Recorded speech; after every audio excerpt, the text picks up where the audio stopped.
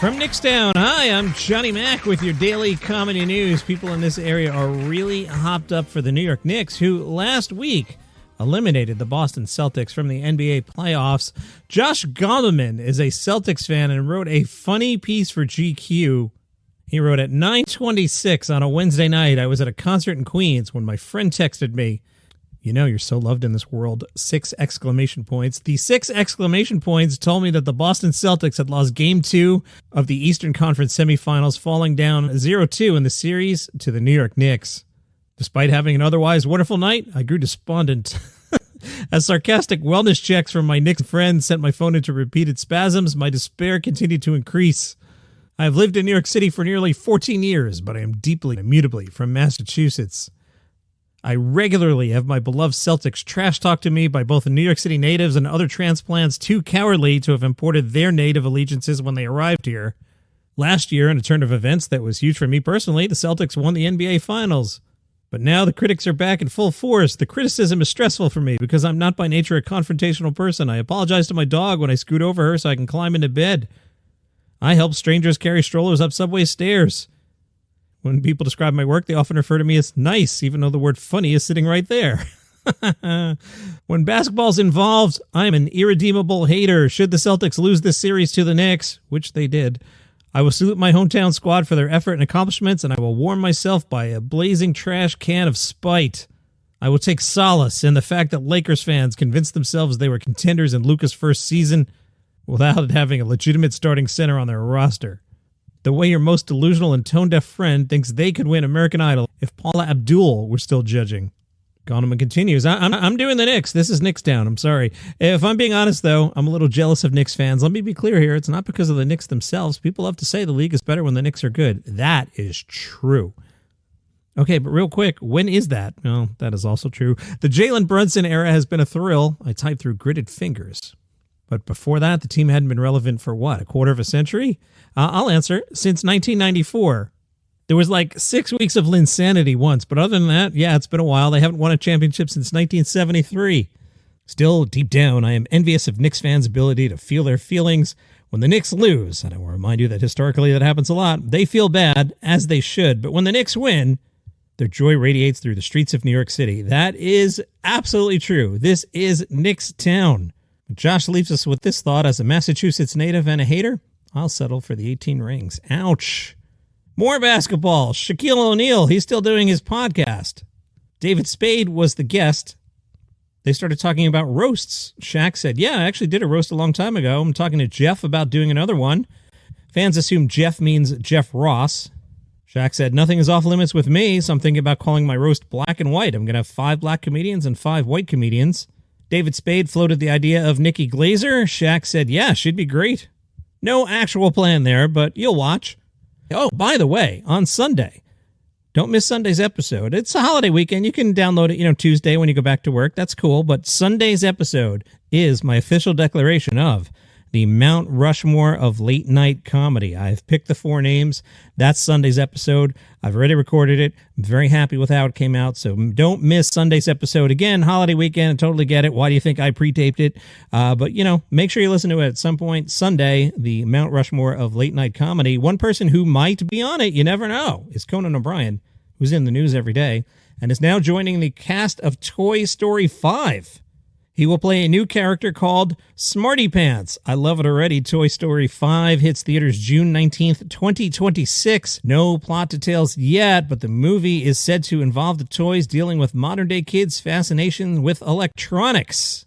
Ernie Hudson takes over the voice of Combat Carl, that character previously voiced by the late Carl Weathers. Conan O'Brien confirmed the news on Instagram, saying, these films are amazing. I can't believe this.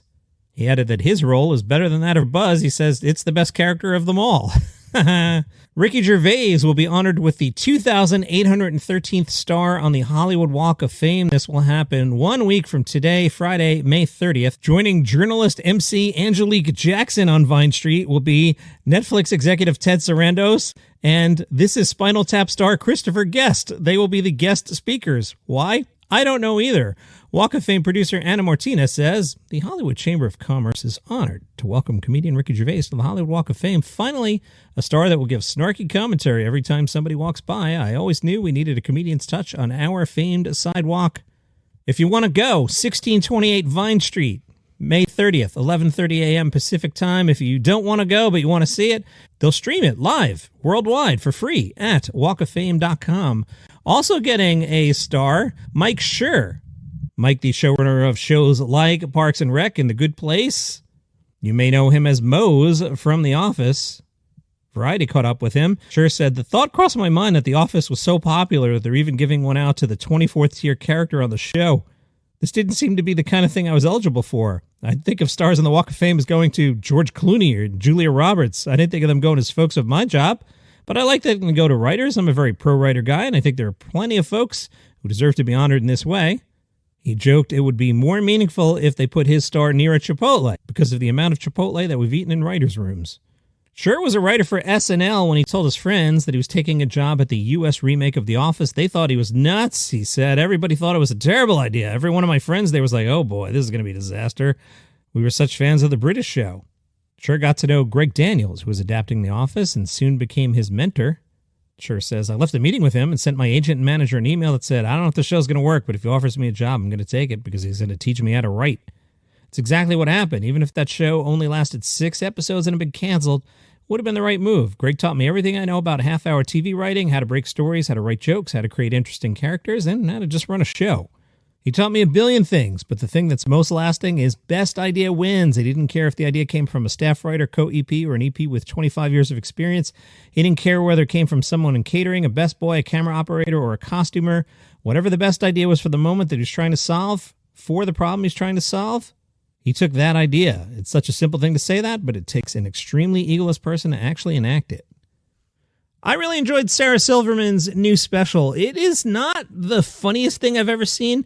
So there's basically a short chunk and a long chunk. The short chunk at the beginning seems to be jokes Sarah had worked on that have been sitting around, and that part was very, very funny. And then 85% of it is Sarah talking about her parents. It's one-man show-ish or one-woman show-ish. I did notice she plants herself in front of that stand-up microphone and never moves. Not working the stage at all, just standing behind the microphone, telling stories about her parents.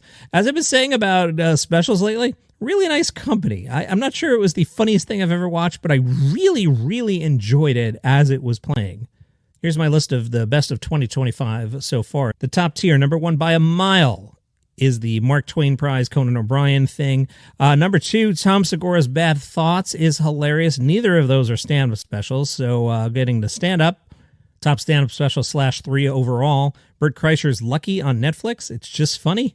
Brett Goldstein's HBO special from April. I really like that. I have Sarah at 5. Mateo Lane Al Dente. That just came out last week as well.